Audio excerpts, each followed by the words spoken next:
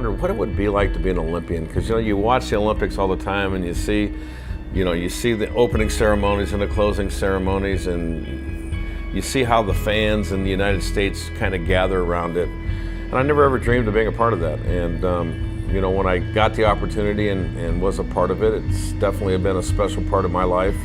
To be able to coach, I think, some of our very best athletes that ever played a game in the world at their prime.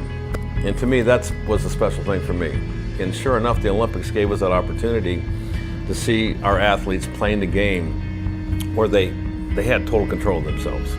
And what a beautiful sight it was, And I look back now and I feel very fortunate to have had the opportunity, and then very sad that 2008 we get the Olympics taken away from us, and now we're fighting to get it back into the games, because I know it meant so much for the sport, and it still does and still will.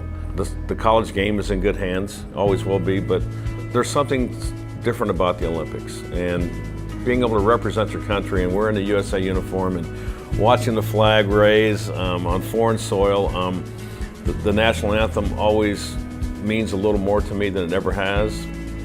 And the one thing I found myself, it gave me an opportunity to travel around the world, but the one thing it also did was every time I came back to the United States, I wanted to stop, kiss the ground, and say thank you for being an American, because there's not a better place in the world. And I think all of that just kind of gives you that pride when you go out and compete against other countries. And to me, 2004 was a very challenging time for me. Lost my wife. During the Olympic tour, got a chance to watch, I think, the very best performance I've ever seen in softball with that team. So there's some highs and lows that, we all go through, and maybe I'm getting good at handling the highs and lows because there's so many of them in life. I've been blessed in this sport at Arizona to have a lot more highs than lows, but at the end of the day, you kind of look back, and I think my job really is to teach young kids how to get through the lows, because I know what's going to happen in life. We're all going to go through it. I've gone through it.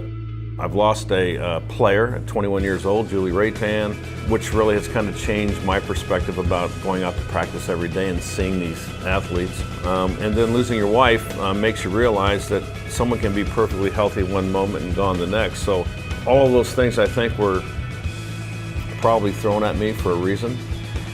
Maybe my job on this earth is to help people understand how to get through the tough times, because to me that's really at the end of the day what it's going to be about. So I've kind of taken everything and I'm going, the most important to me anything today to tell young kids is making sure you have balance between your family. You got to find a profession that you have a passion for and you love to do, because you'll never work a day in your life, and I feel like I've been one of those people. So I live my life a certain way, and I hope I can be infectious to young kids and make an impact. And I know that that's probably the most important thing, much more so than how many games we win and how many games we lose.